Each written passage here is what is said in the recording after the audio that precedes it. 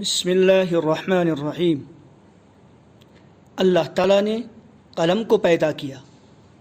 اللہ تعالیٰ ہمیشہ سے ہے اور ہمیشہ رہے گا۔ ہر چیز کو اللہ تعالیٰ ہی نے پیدا کیا اور ایک دن اسی کے حکم سے ساری کائنات ختم ہو جائے گی۔ قرآن پاک میں اللہ تعالیٰ فرماتے ہیں کہ ہر چیز ختم ہو جائے گی اور صرف آپ کے عزت و بزرگی والے رب کی ذات باقی رہے گی۔ سورہ رحمان آیت نمبر 26-27۔ حضرت عبادہ بن صامت رضی اللہ عنہ بیان کرتے ہیں کہ رسول اللہ صلی اللہ علیہ وسلم نے فرمایا، اس دنیا کی تمام چیزوں میں سب سے پہلے اللہ تعالیٰ نے قلم کو پیدا فرمایا اور اسے لکھنے کا حکم دیا، تو اس نے عرض کیا، اے میرے رب، میں کیا لکھوں؟ اللہ تعالیٰ نے اسے قیامت تک کی پوری کائنات کی تقدیر لکھنے کا حکم دیا۔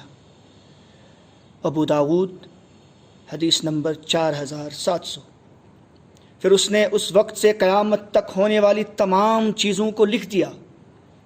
ایک دوسری حدیث میں رسول اللہ صلی اللہ علیہ وسلم نے فرمایا، اللہ تعالیٰ نے مخلوق کی تقدیر کو زمین و آسمان کی پیدائش سے 50,000 سال پہلے لکھا ہے۔